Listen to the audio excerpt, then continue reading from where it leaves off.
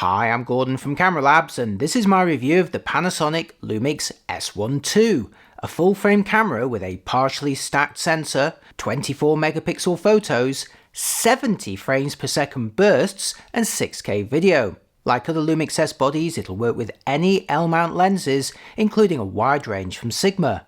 Announced in May 2025 and costing around $3,200 or £2,900, it fulfills Panasonic's promise at the earlier S1R2 launch that more bodies were on the way. Like the original S1 series, there's now a choice of 3 S1 II models aimed at different needs, and this time all sharing the exact same body.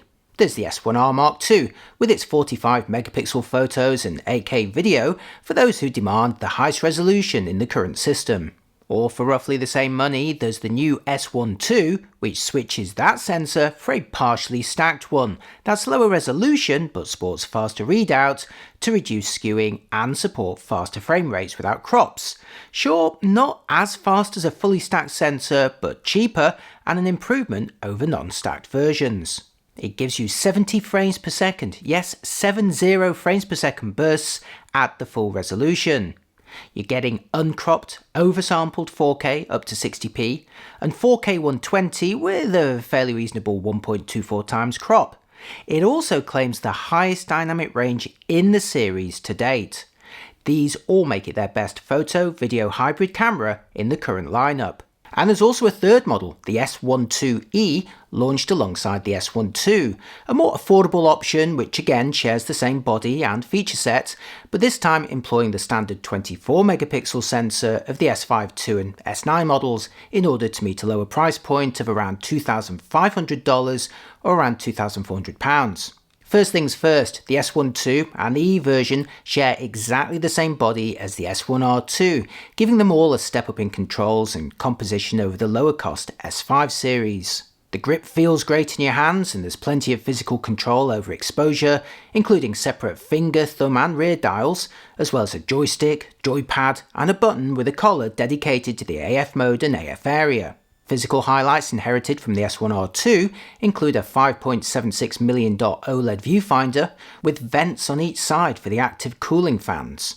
There's also a monitor that can be flipped out and twisted round or vertically angled up and down in a single move. There's twin slots, but one is for faster CF Express cards, supporting higher video bit rates for internal ProRes recording even in RAW, or potentially faster flush times, and each port on the side of the camera has its own flap. Both the drive and mode dials are lockable, while the former includes a collar to switch between stills, video and S&Q modes. And there's also tally lamps on both sides of the camera and an extra record button in the front corner. All represent solid usability upgrades over the more basic S5 models, but there's more inside too. The S1 II and E finally introduce UVC support, allowing them to be used as standard USB webcams, as well as the option to switch from 8-bit JPEG to 10-bit HIF files if preferred. Two long overdue capabilities I've been requesting for quite a while. There's also multiple frame markers, a cropped 2.4:1 movie shape, raw video over HDMI while recording an optional proxy internally, the chance to back up a card onto an external SSD, wireless timecode over Bluetooth, a new urban sports option under the human recognition menu, the ability to switch the direction of manual focusing rings or assign them with a custom function, and later in the year the chance to add ARRI-log C3 with a paid key costing around $160. And I'm delighted to report that all of these features are also coming to the earlier S1R2 with a free firmware update. Well, you still need to pay for the ARRI-log, and this brings all three models in line for both external design and internal features. So the main aspect that separates the three models in the S1 II series is their sensor. So the bulk of this review is going to be testing that, along with checking out some of those new internal features. So as mentioned at the start, the S1 II employs a new sensor, at least for Panasonic, described as being partially stacked and featuring 24 megapixels.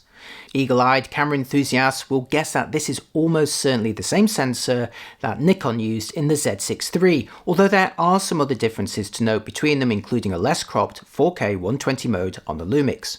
Either way, a partially stacked sensor employs circuitry at the top and the bottom that increases readout speed without the cost of a fully stacked sensor. Unsurprisingly, the readout won't match a fully stacked sensor, but Panasonic claims the readout speed is still about 2.5 times faster than the S5 II, or about twice as fast as the S1 II when both are in their standard dynamic range modes. So in theory, the S1 II should have reduced skewing for both electronic stills or videos, as well as faster electronic burst speeds, and the chance to enjoy higher video frame rates with less or even no cropping.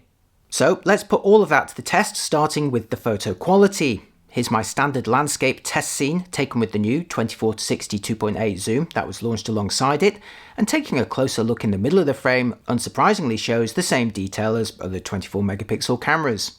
But like earlier Lumix cameras, the S1 II also sports a composite, high-resolution, pixel shifting mode that captures a sequence of images and combines them to reduce colour artifacts and potentially boost detail, at least under the right conditions.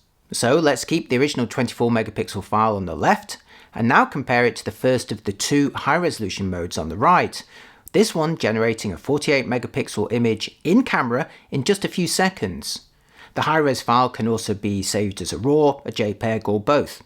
You can immediately see a boost in fine detail, albeit also some blurring or ghostly artifacts where any portion of the image has movement, in this case the flag, the people, and the birds. And next, here's the 96 megapixel high-res mode, again showing a further boost in fine detail and overall crispness, albeit again with those motion artifacts.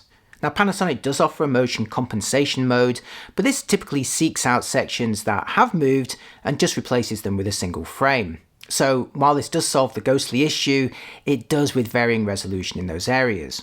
So as always, it's best to reserve pixel shifting modes for entirely static subjects like, say, product photography or archive, and the S1 II can certainly capture very fine details with the ease and convenience of in-camera processing. No need to take those files into separate software afterwards. Let's now see how the video modes compare for resolution, starting in 1080 at 25p, where the view is uncropped horizontally. Next for 1080 at 50p, where the view remains uncropped and the quality looks the same to me. Next for 1080, this time at 100p, where again the view is uncropped and you're still getting sound. And finally in 1080 at 200p, again uncropped with the same quality as far as I can see, and again recorded with sound. It's nice to see no compromises at 200 to 240p, as many cameras take a hit on quality at this point. Let's return to the 1080 at 25p clip, before switching to 4K at 25p, where you'll see a boost in detail. The view remains uncropped as you'd hope. And now for 4K at 50p, which remains uncropped. That's a nice feature to have that not all cameras offer, and it shares the same degree of detail as at 25p. I believe both of these are oversampled, so it's nice to have great quality, uncropped 4K up to 60p. At 4K 100 and 120p though, the view does become cropped by 1.24 times. Here it looks noticeably tighter than before, albeit nowhere near as bad as a 1.5 times APS-C crop, and the quality is at least also looking similar to the lower frame rate versions that I showed you a moment ago. So now back to 4K at 25p for the uncropped view, before now switching to the new 2.4:1 mode, which simply crops the top and the bottom to deliver a more cinematic shape that's used by many big budget productions. Before you dismiss this as a novelty though, it does have some benefits over just filming in standard 4K and cropping it vertically. First, the readout is faster and that potentially reduces rolling shutter, and I'll take a look at that in just a moment.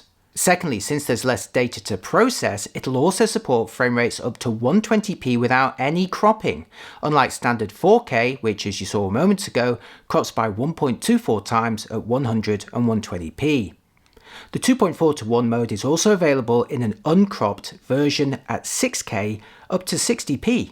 Now the Lumix S1 II also offers a 6K open gate mode up to 30p, which records the full sensor area in the native 3x2 shape. This not only records more detail than standard 4K, but with greater vertical headroom, allowing reframing or alternative crops from the same clip. For example, here's another clip that I filmed in open gate, first showing the full 3x2 shaped footage.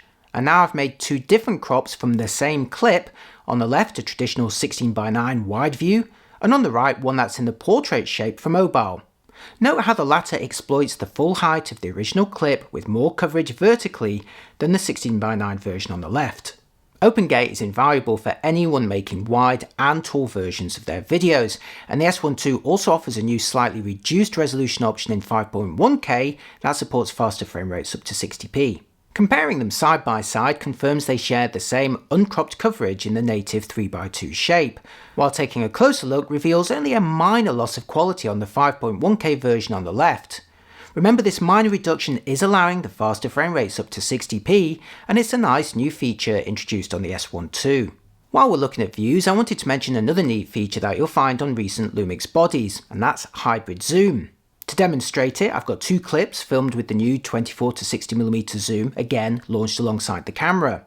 The first clip shows the standard optical range from 24 to 60mm, so remember how it looks at the 60mm longer end. Now for the hybrid zoom version, where the camera seamlessly integrates a mild digital zoom as you turn the actual physical zoom ring. This effectively extends the range depending on your movie quality. In 4K here, it allows the lens to start at their same wide angle coverage, but extends it to 93mm at the long end, so it's genuinely broadening the range versus a simple crop that's applied throughout. Pretty clever stuff. Okay, now I want to talk about stabilization, and in particular the cropless stabilization, which was first seen on the Lumix S1 II. And in order to demonstrate that, I'm going to start with this clip filmed with IBIS sensor shift stabilization alone. So look at the coverage that I'm getting here with IBIS alone. Right now I've enabled digital stabilization set to standard. This should be taking a small crop and using that information to provide greater stabilization. And I should also mention that I'm actually using the built-in microphones on the camera, so the audio you hear is filmed with them. Right, let's change those settings. Okay, now you're looking at a combination of IBIS sensor shift and digital stabilization set to enhanced. So this is the highest mode. It takes quite a crop. As you can see to the field of view, it's much tighter than it was before, but it's using those spare pixels around the border of this frame to provide that extra compensation. Now let's compare it to the cropless mode. Okay, now you're looking at a combination of IBIS with the latest cropless stabilization, which, as I mentioned earlier, was first introduced on the Lumix S1 R Mark II, and now the S1 II inherits it.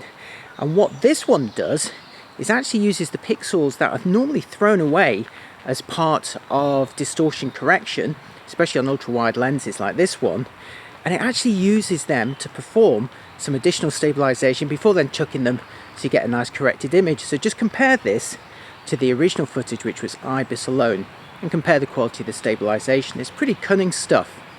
Next, for a noise test for photos using a still life scene that I shot across the full extended sensitivity range. Taking a closer look at the quality shows a very clean image up to 400 ISO with only a fractional sprinkle of noise between 800 and 3200 ISO. At 6400 ISO onwards, visible noise levels are increasing while fine detail gradually becomes smeared. There's a visible drop at 25,600 and 51,200 ISO, while those top two extended sensitivities of 102,400 and 204,800 ISO really are for emergency use only. Okay, now for dynamic range, and since the RAW and HIF files weren't supported by Adobe Camera Raw at the time that I made this video, I'm going to demo what's possible using log video. So I filmed two clips in Vlog and imported them into a high dynamic range project in Final Cut. The second clip was using the extended dynamic range option. Now, since you're watching this on YouTube in 8-bit, I've displayed the video scope so that you can see what's actually happening with the tonal range. And rather than simply just applying a LUT, I've gone straight to the colour wheels to adjust the highlights and shadows on the clips.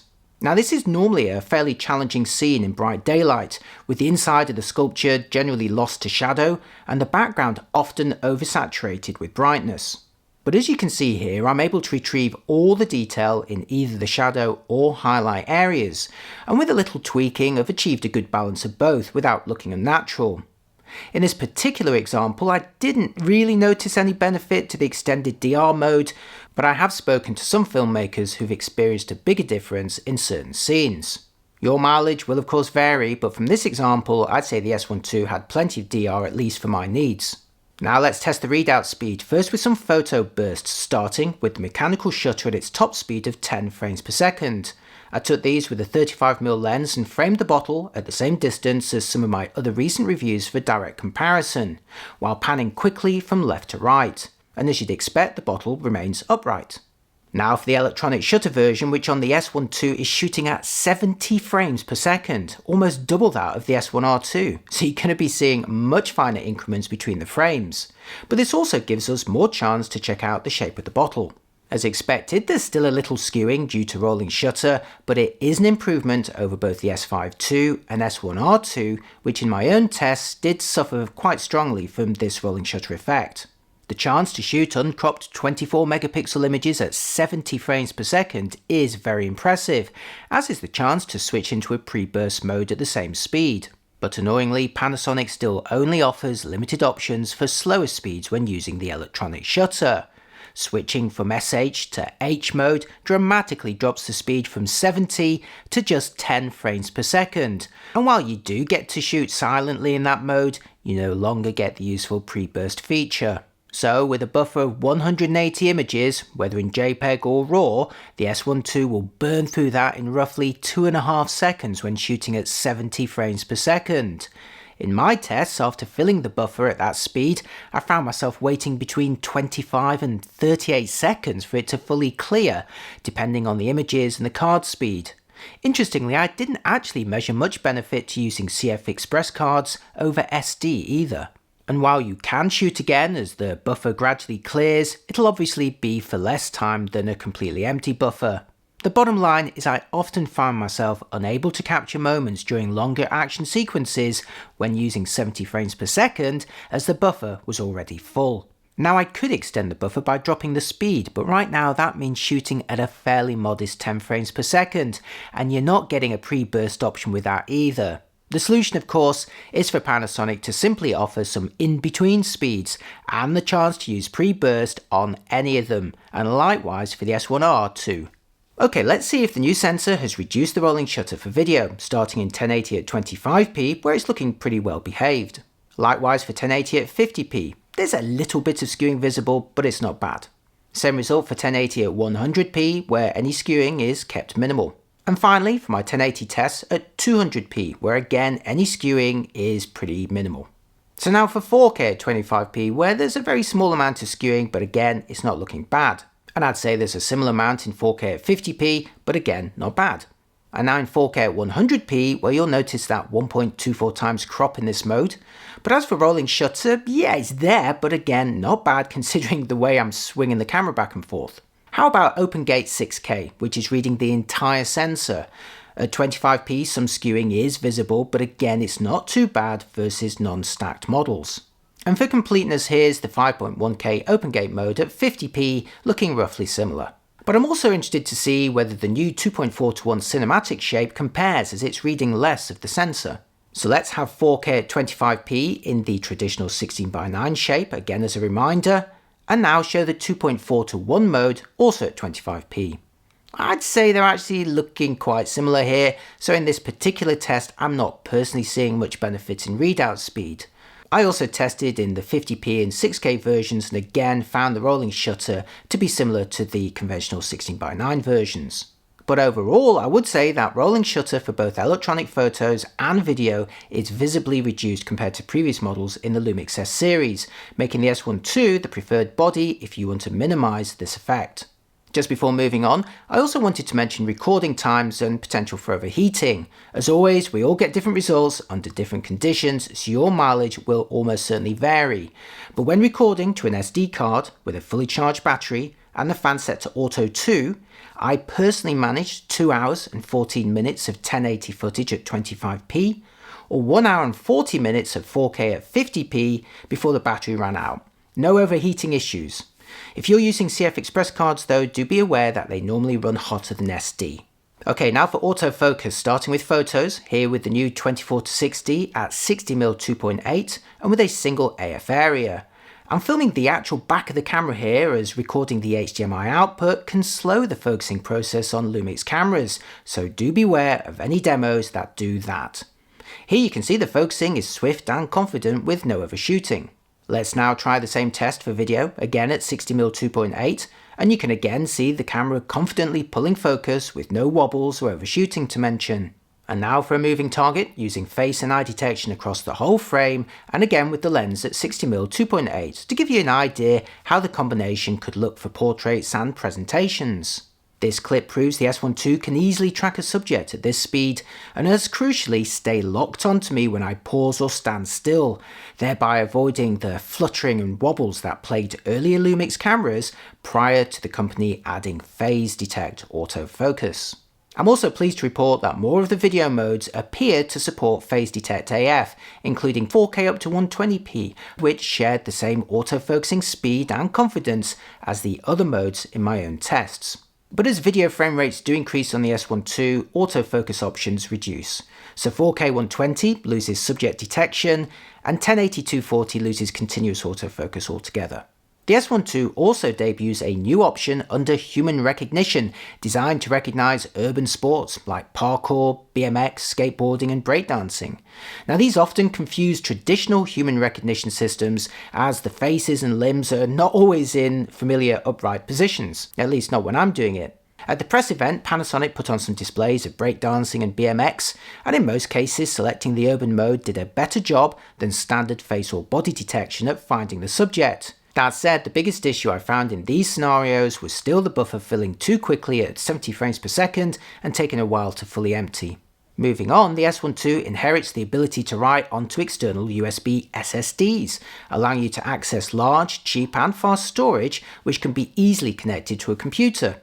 As before, enabling a USB SSD will disable both card slots, so there's still no chance of recording to an internal card and an external SSD simultaneously.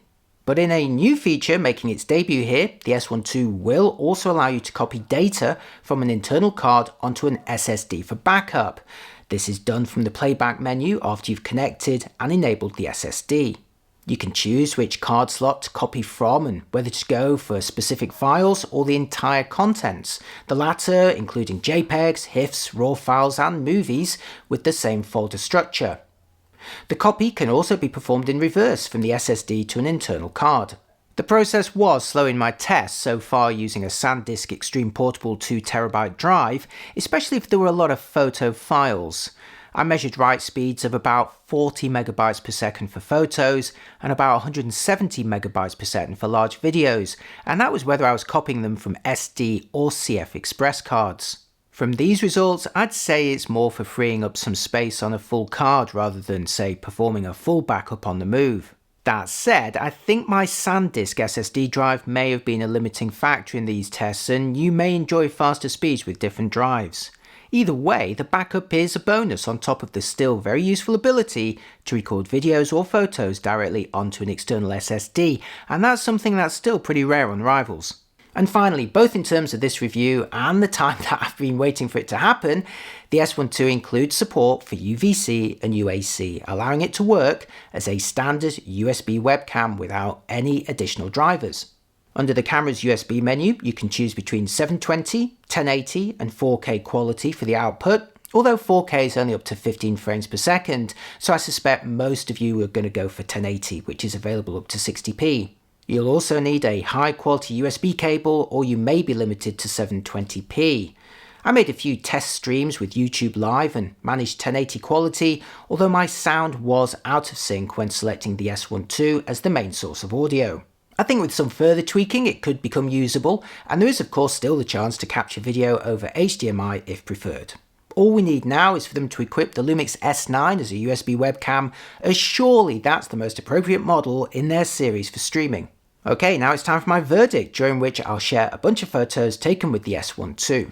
The Lumix S1 II becomes Panasonic's most capable all-round hybrid camera to date, and my favourite in the series too, packing a fast sensor into their best body with a feature set that just keeps on growing. Photographers get clean 24 megapixel images and very fast 70 frames per second bursts at the full resolution with reduced skewing and steadily improving autofocus. Videographers get uncropped, oversampled 4K up to 60p, 4K 120 with a 1.24 times crop, and 6K open gate, again all with less skewing than the unstacked Lumix cameras. The dynamic range with that dual gain output is also looking pretty promising. Beyond the headline specs, there's a lot in the S1 II series you won't find on many rivals, including 6K open gate video, internal ProRes RAW, external SSD recording, cropless stabilization and built-in fans. Add these to a solid base specification and you have a supremely capable camera for those who shoot both photo and video. The S1R2 may take high resolution photos, but I'd personally trade that for the reduced skewing on the S1 II. Sure, the partially stacked sensor on the S1 II may not eliminate rolling shutter artifacts, but it certainly reduces them. Either way, that's the point of the expanded S1 II series, as there's now 3 different versions for different users, including the more affordable S1 IIe, all sharing the same excellent body and core feature set. In fact, there's actually very little to complain about, with my biggest bugbear being the absence of reduced electronic burst speeds, as at the top speed of 70 frames per second, it's just too easy to fill the buffer and potentially miss moments. This is surely easy to fix with a future firmware update though, and I am pleased to see Panasonic already adding the S1 II's new features to the previous S1R2 with a firmware update. The biggest issues facing the S1 II for new buyers are the Nikon Z6 III, which probably shares the same sensor, and the Canon R6 II, both of which are now discounted due to age. Sure, they don't have the same extended feature set of the S1 II, but they're still very compelling options for the money. Depending on your region and discounts, it may also not be that big a stretch from the initial retail price of the S1 II to fully stacked models like the Z8. But if you'd exploit these unique features of the S1 II or are already invested in L-mount, the S1 II is a very attractive option. And lest we forget, Sigma makes all of its new lenses in L-mount, leaving Canon owners to just look on enviously. P.S. I've also made a separate video all about shooting anamorphic video on the S1 II with the Sirui 20mm t1.8 lens, so do look out for that one.